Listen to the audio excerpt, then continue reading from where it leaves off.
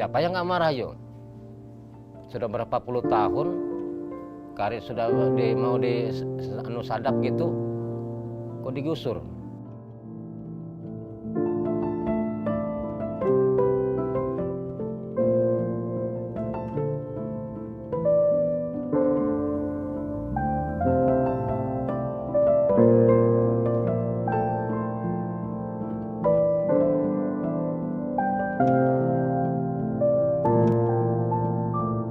Indonesia adalah negara yang agraris dengan potensi pangan yang cukup besar. Namun, mengapa food estate yang digadang-gadang menjadi lumbung pangan Indonesia justru malah mandek dan tidak berjalan? Mari kita telusuri.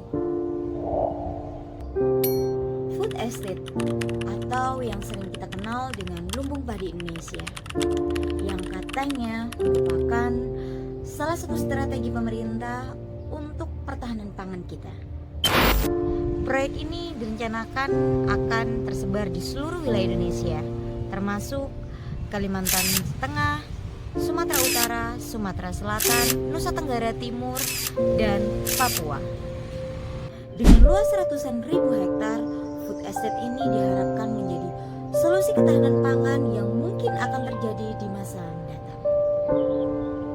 Namun, ini bukan hanya soal pertanian.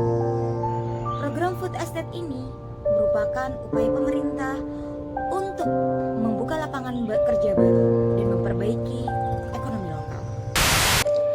Namun, kenyataan di lapangan tidak sesuai harapan. Beberapa proyek food estate ini justru berjalan tidak sesuai harapan.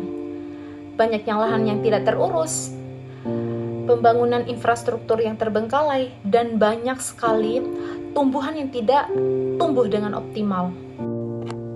Dan penyebab pendeknya proyek ini adalah, menurut para ahli, ada beberapa faktor yang menyebabkan tidak berjalannya food estate ini dengan baik. Yang pertama, adanya tanah yang tidak cocok sebagai lahan pertanian, dan beberapa wilayah yang dipilih ternyata tidak memiliki tanah yang cukup subur sebagai lahan pertanian. Selanjutnya, adanya iklim yang tidak mendukung tanaman tersebut. Yang kedua adalah adanya tumpang tindih dengan perizinan serta tidak adanya koordinasi terhadap pemerintah pusat.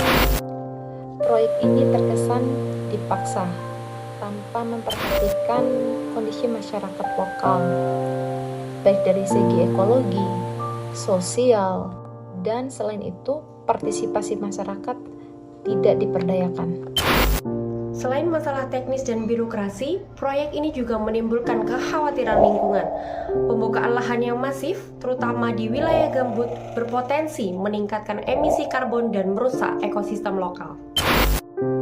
Namun, tidak semua harapan hilang. Dengan perbaikan tata kelola, pendekatan yang lebih ramah lingkungan, dan melibatkan masyarakat lokal dalam prosesnya, food estate masih bisa dioptimalkan. Para ahli merekomendasikan pengembangan teknologi pertanian yang sesuai dengan kondisi lokal dan strategi diversifikasi pangan. Food estate adalah proyek yang besar yang membutuhkan perencanaan matang dan pengelolaan yang berkelanjutan. Mari kita dukung terciptanya lumbung pangan yang benar-benar bisa menjawab kebutuhan bangsa, bukan hanya sebagai proyek semata. Thomas Alva Edison pernah berkata, kelemahan terbesar kita terletak pada saat kita menyerah.